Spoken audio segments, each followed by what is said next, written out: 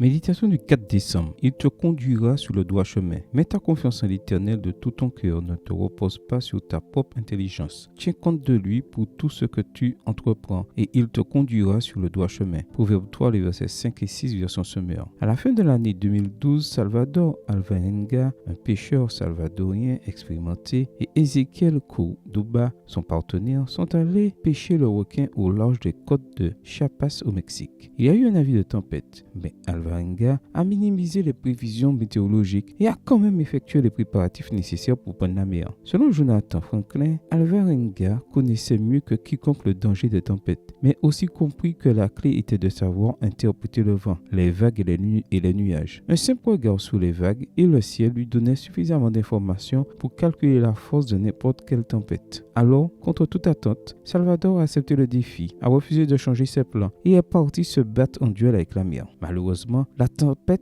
a été plus terrible qu'il ne l'avait pensé et le petit bateau a chaviré sous la puissance impitoyable du vent et des vagues. Sans direction à suivre ni nourriture, Salvador et Ezequiel étaient perdus dans l'immensité de l'océan. Après 4 mois de naufrage, Ezequiel a perdu tout espoir d'être secouru et la faim et la soif l'ont emporté. Salvador, quant à lui, s'est accroché à la vie, mais a lui aussi commencé à dépérir, tant physiquement que mentalement. Désespéré, il a supplié Dieu de le conduire sur la terre ferme. Et sa prière était exaucée 14 mois plus tard sur les côtes des îles Marshall. Comme Salvador Alvarenga, vous pouvez vous aussi faire naufrage au milieu de vos problèmes et de vos angoisses. Et si c'est le cas, c'est le moment de mettre en pratique le conseil de Salomon. Mets ta confiance en l'Éternel de tout ton cœur. La confiance implique l'idée de croire comme si votre vie en dépendait. Et lorsque vous avez cette confiance dans le Seigneur, il tient sa promesse. Il te conduira sur le droit chemin, comme l'a écrit Logman 3. Les voies du Seigneur sont les meilleures. Elles comportent moins d'obstacles. Il n'y a aucune raison d'avoir peur. Espère en l'Éternel, fortifie-toi et que ton cœur s'affermisse. Espère en l'Éternel. Psaume 27, verset 14. Le Seigneur ouvre la voie et bientôt vous serez dans un port sûr. Amen. Bonne journée à vous et que le Seigneur vous bénisse.